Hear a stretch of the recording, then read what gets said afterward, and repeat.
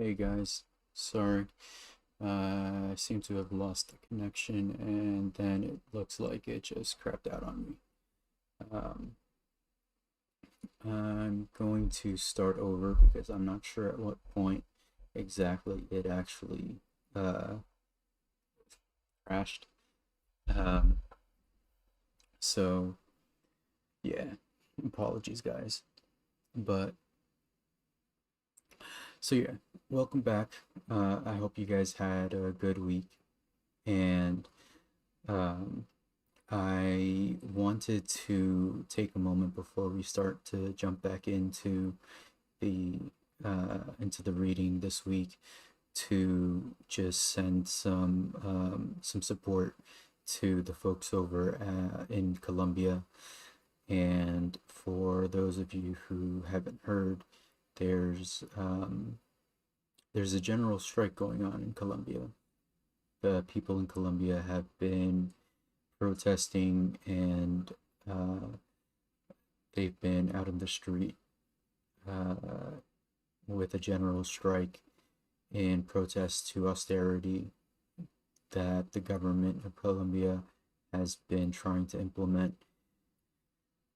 Basically, the president wants to put in a new law that would tax essential goods in the country to pay for the response of the country to COVID, and the people aren't having it.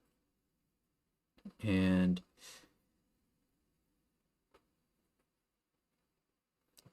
I mean, in some ways, that's one way to look at it. Another way to look at it would be that this is really a tax um, on the ordinary citizens of Colombia, uh, whereas they could have um, they could have implemented a tax on the profits of the wealthy in the country. Um, that would have made more sense, you know, instead of taxing people who they're literally taxing essential goods, the things that people need to survive. Um, that just makes more sense than to go for the people who, instead of going for the things that people absolutely need, you're talking about people who literally have nothing needing to buy these things, and you're raising the price. Um, that it's going to make it harder for those people to be able to afford that. So it makes complete sense for them to not want to go along with that. So, um, yeah, I'm gonna put a link in the chat to for you guys to check out an organization that is doing some fundraising. Um, and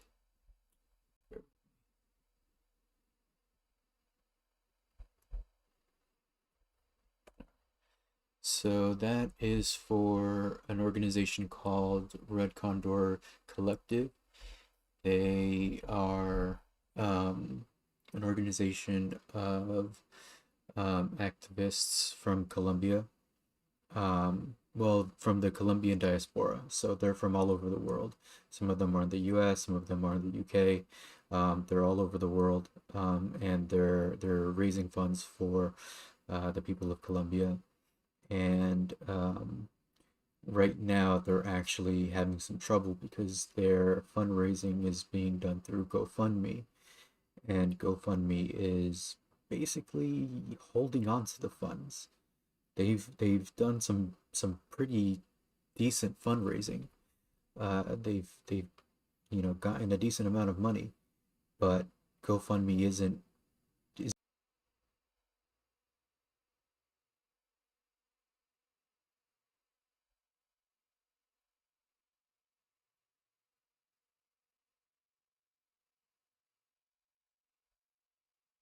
Sorry guys, I think I should be back now. So yeah, GoFundMe is basically holding on to the funds and not distributing them to the people in Colombia. And I mean, this isn't the first time that they've worked with GoFundMe, so it doesn't really make any sense for um, for them to have any issues. But um, yeah, it's been going on for over a week, and it's very unfortunate because, like I said, or I don't know if I mentioned, but yeah, the police is at this point using live rounds against the against the protesters. So there are people literally dying and being shot and injured in the streets, and a lot of what they're fundraising for is medical supplies, just to be able to treat the people that are being injured by the police violence. Um, and so it's it's very um, it would make a huge difference to uh, be able to raise awareness and raise and release the funds that has have already been raised to the people in Colombia who um, are at this point just fighting for um, a democratic um, government and a sovereign country. So, yeah, I just wanted to spend some time to acknowledge their struggle and send them a bit of support. And like I said, you can check out the link that I mentioned and drop in the chat to find out more information. There's an Instagram page that they run that has a lot of good information. So check it out. Check out the GoFundMe page, give if you can, and uh, send an email to GoFundMe to, release the funds to hopefully get them the help that they need. I mean, the funds have basically already been raised. I mean, you can always give more, but you know, if we can at least get them what's already been raised, that would already do a lot of good. But yeah, so let's get to the reading. Um, so last time, uh, the last thing that we finished off with, Marx was setting up a point about the relationship between labor that is being done um, and the labor that has already been done, and um, how how the labor that is being done is it was a subtle point, but he kind of implies that um, it. So I'll kind of reread the last bit that he says. Capital does not consist in the fact that accumulated labor serves living labor as a means for new production. It consists in the fact that living labor serves accumulated labor as the means of preserving and multiplying its exchange value. So he seems to be implying that labor that is being done actually multiplies the value of already accumulated labor. So profit that has already been accumulated, that value is being multiplied by the labor power that is being done um, at any given time, which is an interesting concept. So the next chapter is titled Relation of Wage Labor to Capital. So let's dive in. What is it that takes place in the exchange between the capitalist and the wage laborer? The laborer receives means of subsistence in exchange for his labor power. The capitalist receives, in exchange for his means of subsistence, labor, the productive activity of the laborer, the creative force by which the worker not only replaces what he consumes, but also gives to the accumulated labor a greater value than it previously possessed. The laborer gets from the capitalist a portion of the existing means of subsistence. For what purpose do these means of subsistence serve him? For immediate consumption. But as soon as I consume means of subsistence, they are irrevocably lost to me, unless I employ the time during which these means sustain my life in producing new means of subsistence, in creating by my labor new values in place of the values lost in consumption. But it is just this noble reproductive power that the laborer surrenders to the capitalist in exchange for means of subsistence received. Consequently, he has lost it for himself. Let us take an example. For 1 shilling, a laborer works all day long in the fields of a farmer, to whom he thus secures a return of 2 shillings. The farmer not only receives the replaced value which he has given to the day laborer, he has doubled it. Therefore, he has consumed the 1 shilling that he gave to the day laborer in a fruitful, productive manner. For the 1 shilling he has brought he has bought the labor power of the day laborer, which creates products of the soil of twice the value, and out of 1 shilling makes 2. The day laborer, on the contrary, receives in the place of his productive force, whose results he has just surrendered to the farmer, 1 shilling, which he exchanges for means of subsistence, which he consumes more or less quickly. The 1 shilling has therefore been consumed in a double manner, reproductively for the capitalist, for it has been exchanged for labor power, which brought forth 2 shillings; unproductively for the worker, for it has been exchanged for means of subsistence, which are lost forever, and whose value he can obtain again only by repeating the same exchange with the farmer. Capital therefore presupposes wage labor presupposes capital. They condition with each other. Each brings the other into existence. Does a worker in a cotton factory produce only cotton? No. He produces capital. He produces values which serve anew to command his work, and to create by means of it new values. Capital can multiply itself only by exchanging itself for labor power, by calling wage labor into life.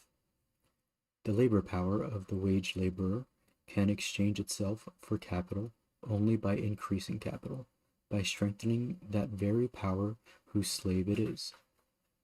Increase of capital, therefore, is increase of the proletariat, i.e., of the working class. And so, the bourgeoisie and its economists maintain that the interest of the capitalist and of the laborer is the same, and in fact, so they are. The worker perishes if capital does not keep him busy. Capital perishes if it does not exploit labor power, which, in order to exploit it, it must buy.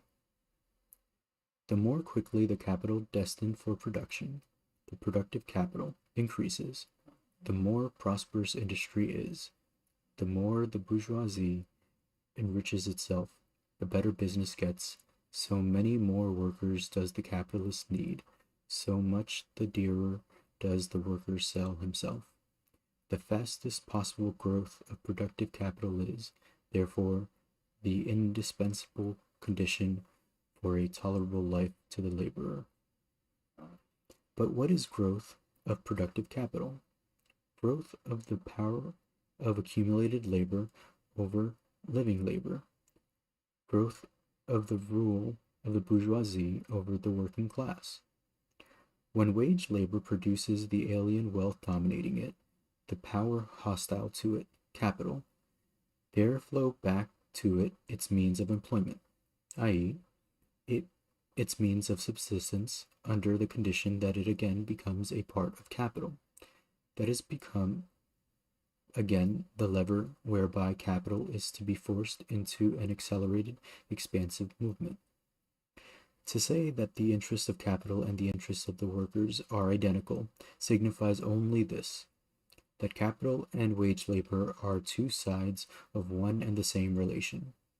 The one conditions the other in the same way that the usurer and the borrower condition each other. As long as the wage laborer remains a wage laborer, his lot is dependent upon capital. That is what the boasted community of interests between workers and capitalists amounts to. If capital grows, the mass of wage labor grows. The number of wage laborers increases. In a word, the sway of capital extends over a greater mass of individuals. Let us suppose the most favorable case. If productive capital grows, the demand for labor grows. It therefore increases the price of labor power, wages. A house may be large or small, as long as the neighboring houses are likewise small. It satisfies all social requirement for a residence. But let there arise next to the little house a palace, that the little house shrinks to a hut. A little house now makes it clear that its inmate has no social position at all to maintain, or but a very insignificant one, and however high it may shoot up in the course of civilization, if the neighboring palace rises in equal or even in greater measure, the occupant of the relatively little house will always find himself more uncomfortable, more dissatisfied, more cramped within its four walls. An appreciable rise in wages presupposes a rapid growth of productive capital. Rapid growth of productive capital calls forth just as rapid a growth of wealth, of luxury, of social needs and social pleasures. Therefore, although the pleasures of the laborer have increased, the social gratification which they afford has fallen in comparison with the increased pleasures of the capitalist, which are inaccessible to the worker, in comparison with the stage of development of society in general. Our wants and pleasures have their origin in society, and therefore measure them in relation to society. We do not measure them in relation to the objects which serve for their gratification, since they are of a social nature, they are of a relative nature. But wages are not at all determined merely by the sum of commodities for which they may be exchanged. Other factors enter into the problem. What the workers directly receive for their labor power is a certain sum of money. Are wages determined merely by this money price? In the 16th century, the gold and silver circulation in Europe increased in consequence of the discovery of richer and more easily worked mines in America. The value of gold and silver, therefore, fell in relation to other commodities. The workers received the same amount of coined silver for their labor power as before. The money price of their work remained the same, and yet their wages had fallen, for in exchange for the same amount of silver they obtained a smaller amount of other commodities. This was one of the circumstances which furthered the growth of capital, the rise of the bourgeoisie in the 18th century. Let us take another case. In the winter of 1847, in consequence of bad harvest, the most indispensable means of subsistence, grains, meat, butter, cheese, etc., rose greatly in price. Let us suppose that the workers still receive the same sum of money for their labor power as before. Did not their wages fall? To be sure. For the same money they received in exchange less bread, meat, etc. Their wages fell not because the value of silver was less, but because the value of the means of subsistence had increased. Finally, let us suppose that the money price of labor power remained the same, while all agricultural and manufactured commodities had fallen in price because of the employment of new machines, of favorable seasons, etc. For the same money, the workers could now buy more commodities of all kinds. Their wages have therefore risen, just because their money value has not changed. The money price of labor power, the nominal wages, do not therefore coincide with the actual or real wages, i.e., with the amount of commodities which are actually given in exchange for the wages. If then we speak of a rise or fall of wages, we have to keep in mind not only the money price of labor power, the nominal wages, but also the real wages. But neither the nominal wages, i.e., the amount of money for which the laborer sells himself to the capitalist, nor the real wages, i.e., the amount of commodities which he can buy for this money, exhausts the relations which are comprehended in the term wages. Wages are determined above all by their relation to the gain, the profit of the capitalist. In other words, wages are a proportionate relative quantity. Real wages express the price of labor power in relation to the price of commodities. Relative wages, on the other hand, express the share of immediate labor in the value newly created by it, in relation to the share of it which falls to accumulated labor to capital.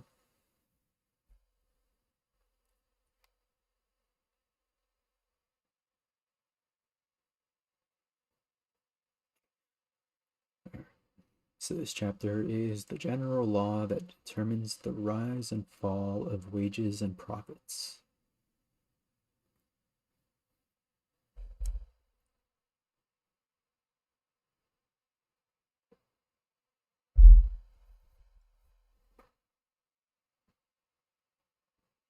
We have said, wages are not a share of the worker in the commodities produced by him. Wages are that part of already existing commodities with which the capitalist buys a certain amount of productive labor power. But the capitalist must replace these wages out of the price for which he sells the product made by the worker. He must so replace it that, as a rule, there remains to him a surplus above the cost of production expended by him, that is, he must get a profit. The selling price of the commodities produced by the worker is divided, from the point of view of the capitalist, into three parts. First, the replacement of the price of the raw materials advanced by him, in addition to the replacement of the wear and tear of the tools, machines, and other instruments of labor, likewise advanced by him. Second, the replacement of the wages advanced, and third, the surplus left over, i.e., the profit of the capitalist. While the first part merely replaces previously existing values, it is evident that the replacement of the wages and the surplus, the profit of the capital, are as a whole taken out of the new value, which is produced by the labor of the worker, and added to the raw materials. And in this sense, we can view wages as well as profit for the purpose of comparing them with each other as shares of the product of the worker. Real wages may remain the same.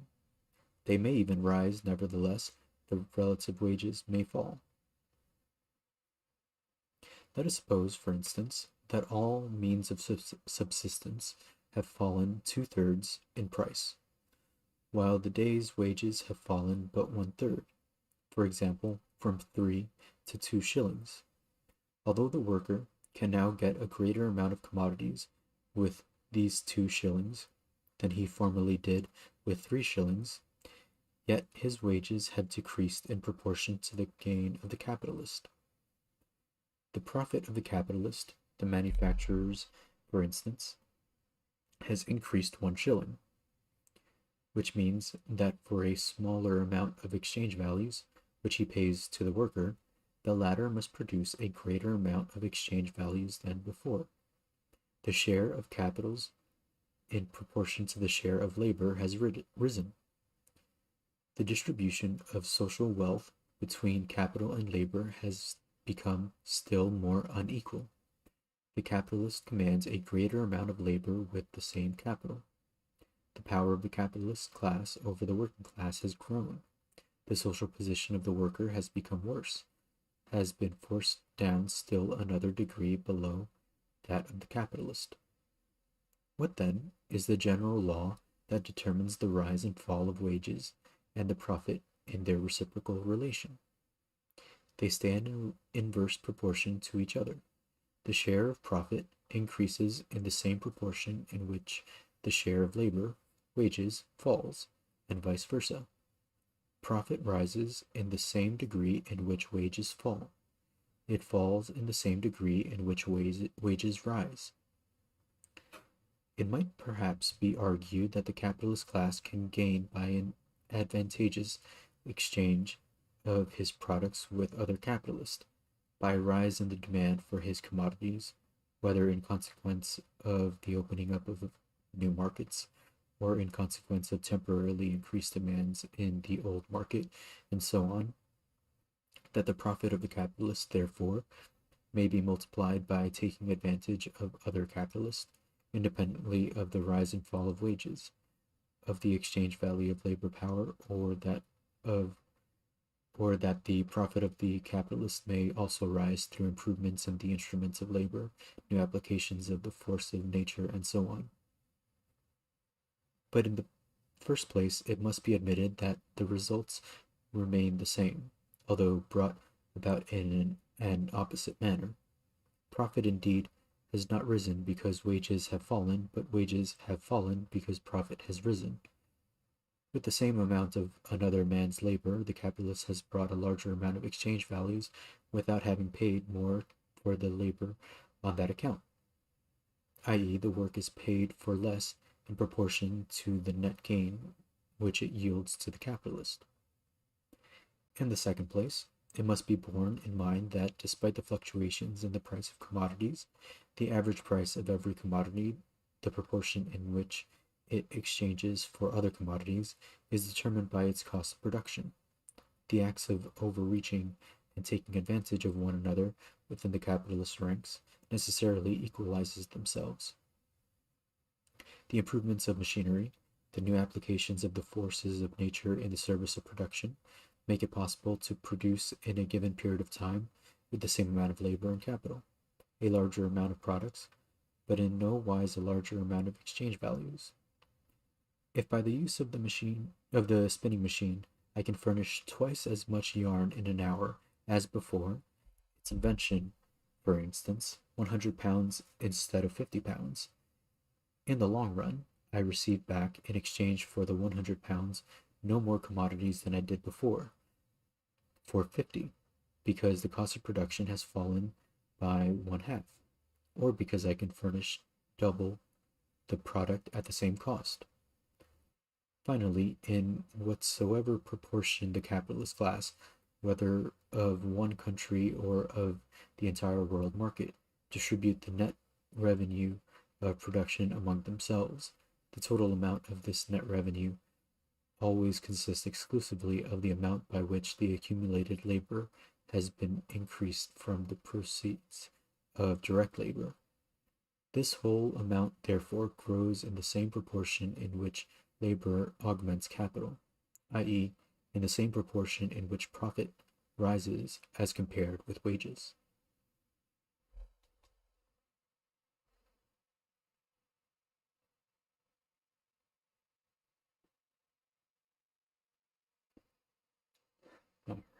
So I think we'll do one more chapter and then call it a day. But if you guys have any questions, feel free to drop them into the chat.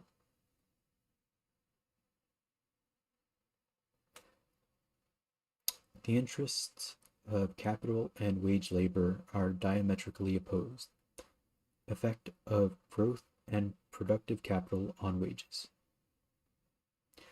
We thus see that even if we keep ourselves within the relation of capital and wage labor, the interests of capitals and the interests of wage labor are diametrically opposed to each other. A rapid growth of capital is synonymous with a rapid growth of profits. Profits can grow rapidly only when the price of labor, the relative wages, decrease just as rapidly. Relative wages may fall, although real wages rise simultaneously with nominal wages, with the money value of labor, provided only that the real wages does not rise in the same proportion as the profit. If, for instance, in good business years wages rise 5%, while profits rise 30%, the relative wage, has not increased but decreased. If therefore the income of the worker increased with the rapid growth of capital, there is at the same time a widening of the social chasm that divides the worker from the capitalist, an increase in the power of capital above and increase in the power of capital over labor, a greater dependence of labor upon capital. To say that the worker has an interest in the rapid growth of capital means only this, that the more speedily the worker augments the wealth of the capitalist, the larger will be the crumbs which fall to him. The greater will be the number of workers that can be called into existence. The more can the mass of slaves depend upon capital be increased. We have thus seen that even the most favorable situation for the working class, namely the most rapid growth of capital, however much it may improve the material life of the worker, does not abolish the antagonism between his interests and the interests of the capitalist. Profit and wages remain as before in inverse proportion. If capital grows rapidly, wages may rise, but the profit of the capital rises disproportionately faster. The material position of the worker has improved, but at the cost of his social position. The social chasm that separates him from the capitalist has widened. Finally, to say that the most favorable condition for wage labor is the fastest possible growth of productive capital is the same as to say the quicker the working class multiplies and augments the power inimical to it, the wealth of another which lords over that class, the more favorable will be the conditions under which it will be permitted to toil anew at the multiplication of bourgeois wealth, at the enlargement of the power of capital, content thus to forge for itself the golden chains by which the bourgeoisie drags it in its train. Growth of productive capital and rise of wages, are they really so indissolubly united as the bourgeois economists maintain? We must not believe their mere words. We dare not believe them even when they claim that the fatter capital is the more will its slave be pampered. The bourgeoisie is too much enlightened. It keeps its accounts much too carefully to share the prejudices of the feudal lord, who makes an ostentatious display of the magnificence of his retinue. The conditions of existence of the bourgeoisie compel it to attend carefully to its bookkeeping. We must therefore examine more closely into the following question. In what manner does the growth of productive capital affect wages? If, as a whole, the productive capital of bourgeois society grows, there takes place a more many-sided accumulation of labor. The individual capitals increase in number and in magnitude. The multiplications of individual capitals increases the competition among capitalists. The increasing magnitude of increasing capitals provides the means of leading more powerful armies of workers with more gigantic instruments of war upon the industrial battlefield. The one capitalist can drive the other from the field and carry off his capital only by selling more cheaply. In order to sell more cheaply, without ruining himself, he must produce more cheaply, i.e., increase the productive forces of labor as much as possible. But the productive forces of labor is increased above all by a greater division of labor and by a more general production and constant improvement of machinery. The larger the army of workers among whom the labor is subdivided, the more gigantic the scale upon which machinery is introduced. The more in proportion does the cost of production decrease, the more fruitful is the labor. And so there arises among the capitalists a universal rivalry for the increase of the division of labor and of machinery, and for their exploitation upon the greatest possible scale. If now, by a greater division of labor, by the application and improvement of new machines, by a more advantageous exploitation of the forces of nature, On a larger scale, a capitalist has found the means of producing with the same amount of labor, whether it be direct or accumulated labor, a larger amount of products of commodities than his competitors. If, for instance, he can produce a whole yard of linen in the same labor time in which his competitors weave half a yard, how will the capitalist act? He could keep on selling a half a yard of linen at old market price, but this would not have the effect of driving his opponents from the field and enlarging his own market. But his need of a market has increased in the same measure in which his productive power has extended.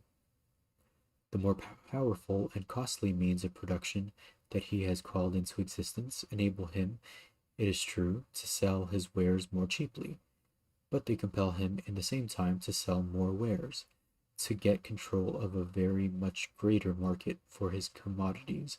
Consequently, this capitalist will sell his half yard of linen more cheaply than his competitors.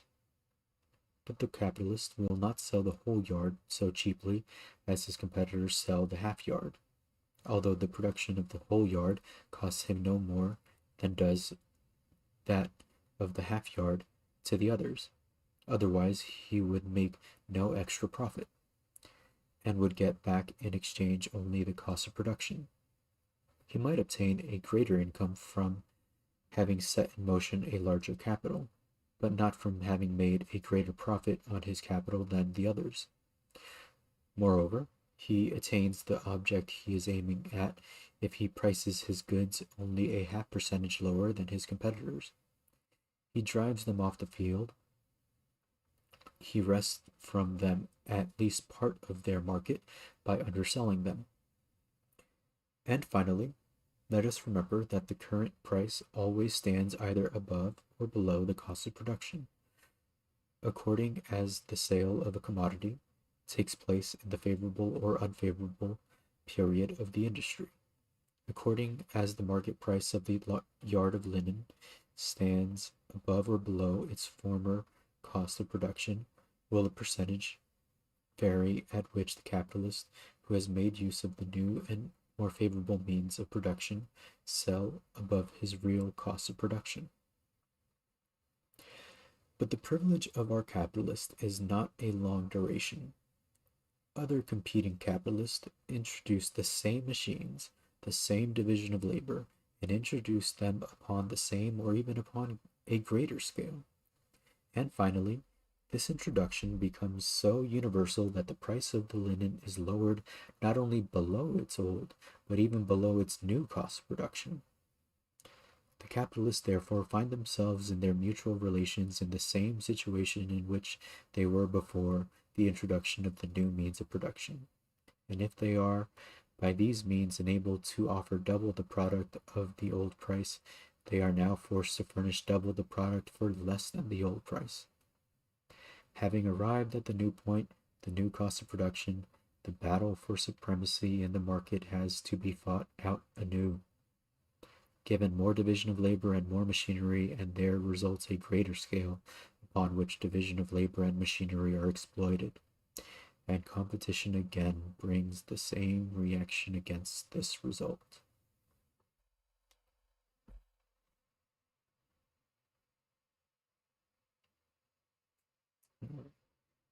We're actually at the last chapter, so I think we'll just push through. Effect of capitalist competition on the capitalist class, the middle class, and the working class. There we go. We thus see the method of production and the means of production are constantly enlarged, revolutionized, how division of labor necessarily draws after it greater division of labor, the employment of machinery, greater employment of machinery, work upon a large scale, work upon a still greater scale.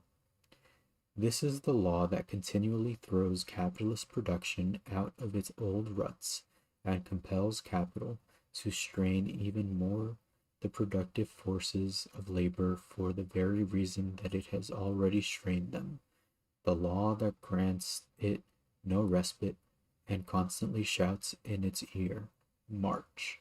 March.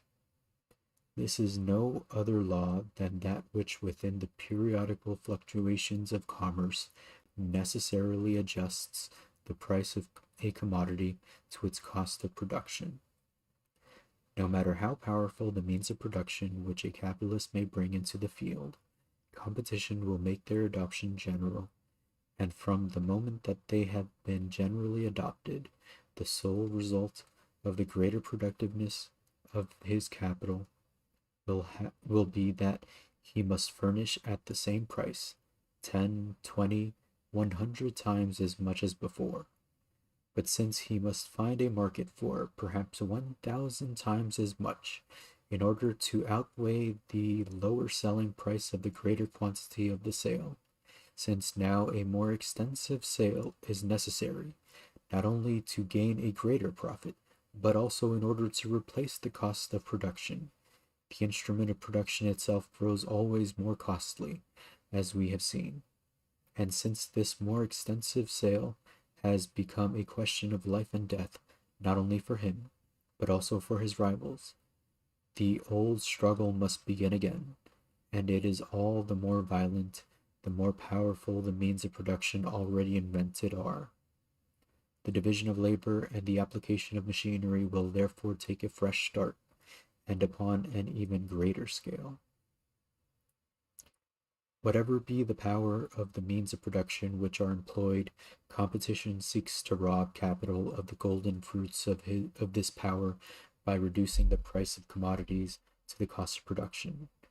In the same measure in which production is cheapened, i.e., the same measure in which more can be produced with the same amount of labor, it compels by a law which is irresistible a still greater cheapening of production, the sale of ever greater masses of product for smaller prices.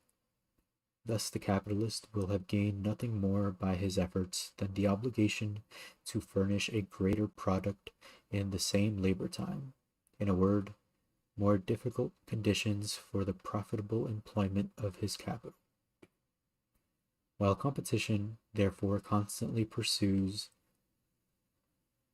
him with its law of the cost of production and turns against him every weapon that he forges against his rivals, the capitalist continually seeks to get the best of competition by restlessly introducing further subdivision of labor and new machines, which, though more expensive, enable him to produce more cheaply, instead of waiting until the new machines shall have been rendered obsolete by competition. If we now conceive this feverish agitation as it operates in the market of the whole world, we shall be in a position to comprehend how the growth, accumulation, and concentration of capital bring in their train an ever more detailed subdivision of labor, an ever greater improvement of old machines, and a constant application of new machine, a process which goes on uninterruptedly with feverish haste and upon an ever more gigantic scale. But what effect do these conditions, which are inseparable from the growth of productive capital, have upon the determination of wages? The greater division of labor enables one laborer to accomplish the work of 5, 10, or 20 laborers. It therefore increases competition among the laborers fivefold, tenfold, or 20-fold. The laborers compete not only by selling themselves one cheaper than the other, but also by doing the work of 5, 10, or 20, and they are forced to compete in this manner by the division of labor, which is introduced and steadily improved by capital. Furthermore, to the same degree in which the division of labor increases, is the labor simplified. The special skill of the laborer becomes worthless. He becomes transformed into a simple, monotonous force of production, with neither physical nor mental elasticity. His work becomes accessible to all. Therefore, competitors press upon him from all sides. Moreover, it must be remembered that the more simple, the more easily learned the work is, the much the less is its cost of production. the expense of its acquisition, and so much the lower must the wages sink. For, like the price of any other commodity, they are determined by the cost of production. Therefore, in the same manner in which labor becomes more unsatisfactory, more repulsive, do competition increase and wages decrease. The laborer seeks to maintain the total of his wages for a given time by performing more labor, either by working a greater number of hours or by accomplishing more in the same number of hours. Thus, urged on by want, he himself multiplies the disastrous effects of division of labor. The result is, the more he works, the less wages he receives. And for this simple reason, the more he works, the more he competes against his fellow workmen, the more he compels them to compete against him, and to offer themselves on the same wretched conditions as he does, so that in the last analysis, he competes against himself as a member of the working class. Machinery produces the same effects, but upon a much larger scale. It supplants skilled laborers by unskilled, men by women, adults by children. Where newly introduced, it throws workers upon the streets in great masses, and it becomes more highly developed and more productive. It discards them in addition, though smaller numbers. We have hastily sketched in broad outlines the industrial war of capitalists among themselves. This war has the peculiarity that the battles in it are won less by recruiting than by discharging the army of workers. The generals, the capitalists, vie with one another as to who can discharge the greatest number of industrial soldiers. The economists tell us, to be sure, that the laborers who have been rendered superfluous by machinery find new venues of employment. They dare not assert directly that the same laborers that have been discharged find situations in new branches of labor. Facts cry out too loudly against this lie. Strictly speaking, they only maintain that new means of employment will be found for other sections of the working class. For example, for the portion of the young generation of laborers who were about to enter upon that branch of industry which had just been abolished. Of course, this is a great satisfaction of the disabled laborers. There will be no lack of fresh exploitable blood and muscle for the messrs. Capitalists. The dead may bury their dead. This consolation seems to be intended more for the comfort of the capitalists themselves than for the laborers. If the whole class of wage laborers were to be annihilated by machinery, how terrible that would be for capital, which, without wage laborers, ceases to be capital. But even if we assume that all who are directly forced out of employment by machinery, as well as all of the rising generation who are waiting for a chance of employment in the same branch of industry, do actually find some new employment, are we to believe that this new employment will pay as high wages as did the one they have lost? If it did, it would be in contradiction to the laws of political economy. We have seen how modern industry always tends to the substitution of the simpler and more subordinate employments of the higher and more complex ones. How then could a mass of workers thrown out of one branch of industry by machinery find refuge in another branch unless they were to be paid more poorly? An exception to this law has been adduced, namely the workers who are employed in the manufacture of machinery itself. As soon as there is in industry a greater demand for and a greater consumption of machinery, it is said that the number of machines must necessarily increase. Consequently, also the manufacture of machines, consequently also the employment of workers in machine manufacture, and the workers employed in this branch of industry are skilled, even educated workers. Since the year 1840, this assertion, which even before that date was only half true, has lost all semblance of truth, for the most diverse machines are now applied to the manufacture of the machines themselves, on quite an extensive a scale, as in the manufacture of cotton yard, and the laborers employed in machine factories can but play the role of very stupid machines alongside of the highly ingenious machines. But in place of the man who has been dismissed by the machine, the factory may employ perhaps 3 children and 1 woman. And must not the wages of the man have previously sufficed for the 3 children and 1 woman? Must not the minimum wages have sufficed for the preservation and propagation of the race? What then do these beloved bourgeois phrases prove? Nothing more than that now 4 times as many workers' lives are used up as there were previously, in order to obtain the livelihood of one working family. To sum up, the more productive capital grows, the more it extends the division of labor and the application of machinery. The more the division of labor and the application of machinery extend, the more does competition extend among the workers, the more do their wages shrink further.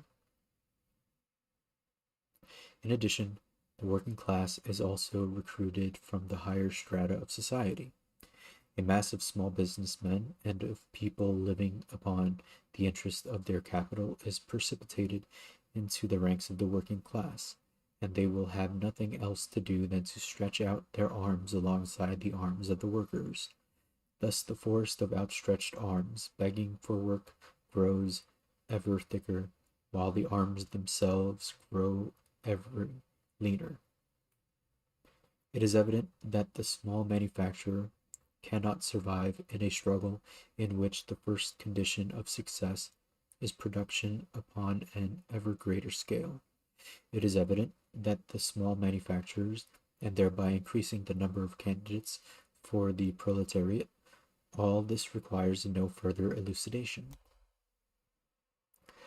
Finally, in the same measure in which the capitalists are compelled, by the movement described above, to exploit the already existing gigantic means of production on an ever increasing scale, and for this purpose to set in motion all the mainsprings of credit, in the same measure do they increase the industrial earthquakes, in the midst of which the commercial world can preserve itself only by sacrificing a portion of its wealth, its products, and even its forces of production to the gods of the lower world.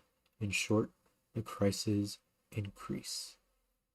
They become more frequent and more violent, if for no other reason than for this alone, that in the same measure in which the masses of products grows, and therefore the needs of extensive markets, in the same measure does the world market shrink ever more, and ever fewer markets remain to be exploited, since every previous crisis has subjected to the commerce of the world a hitherto unconquered or but superficially exploited market. But capital not only lives upon labor, like a master at once distinguished and barbarous, it drags with it into its grave the corpses of its slaves, whole hecatombs of workers who perish in the crisis. We thus see that if capital grows rapidly, competition amongst the workers with even greater rapidity, i.e., the means of employment and subsistence for the working class decrease in proportion even more rapidly. But this notwithstanding, the rapid growth of capital is the most favorable condition for wage labor.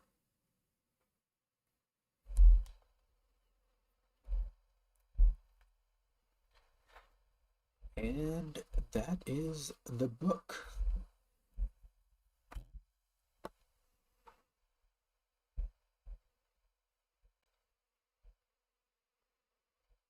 I'll hold for a second to see if you guys have any questions, but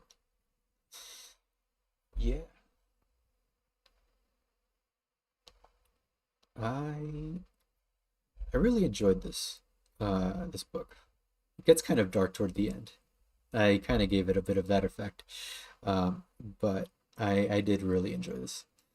Um, and I haven't read Capital, but my understanding is that this is a good shorter version of some of the ideas that come out in Capital. So um, um, I'm hoping to read that at some point.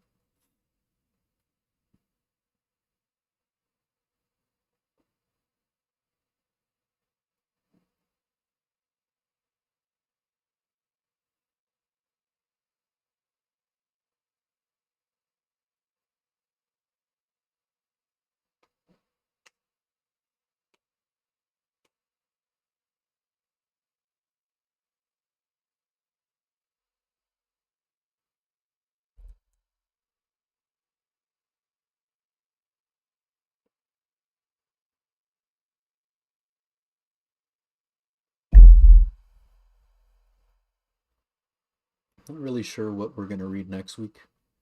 I didn't actually realize that we were gonna finish this week, so not sure what we're gonna have next, but we will have another stream next week, I promise. Uh, I was thinking maybe socialism, utopian, and scientific was the original intention, but um,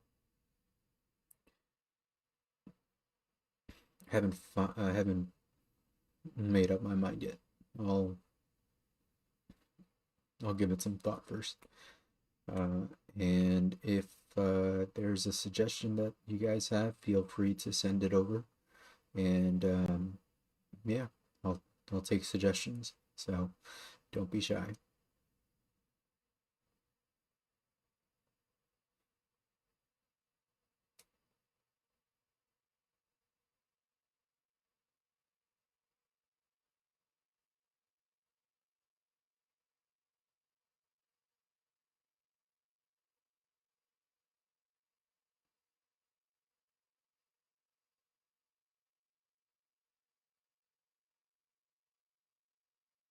All right.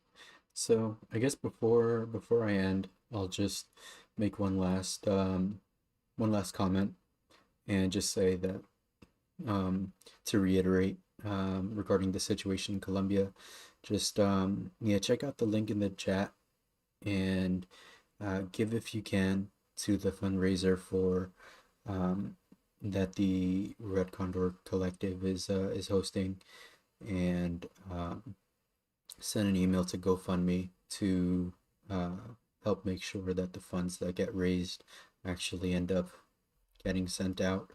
It's a really crappy situation that, you know, there's a fundraiser that is going on and the funds are just being held by GoFundMe. You know, that kind of defeats the whole purpose. So hopefully we can get that going.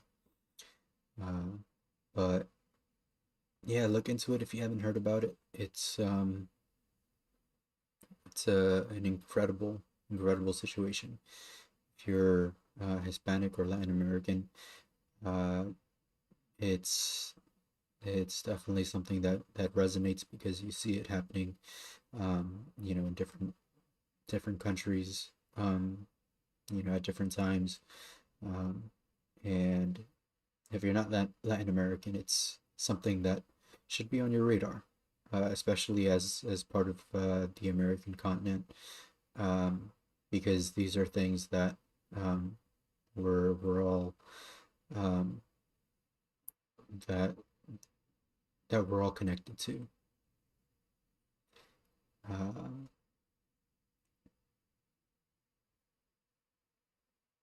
it's it's funny because I read an article about how it was uh, as far back as 2016, ICE was training their police department in Colombia, and then after that, the British, I think the British military took over, training their police department, um, which is bonkers to me because I can't.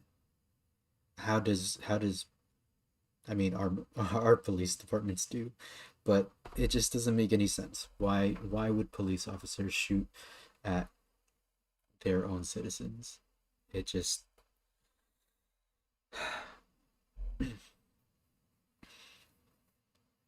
it's a very unfortunate situation. So definitely look into it and send help if you can, and hopefully it'll be a situation that gets resolved uh, as soon as possible. But with that, I think I'm going to end it for the night and see you next weekend. We're going to be live tomorrow at 6:30 for the Spanish stream. Hopefully we'll end as well the same portion of the book. But yeah, if you want to hear it in Spanish, then you're welcome to join. If not, then send me any suggestions that you have for the next reading. With that, have a good week, guys.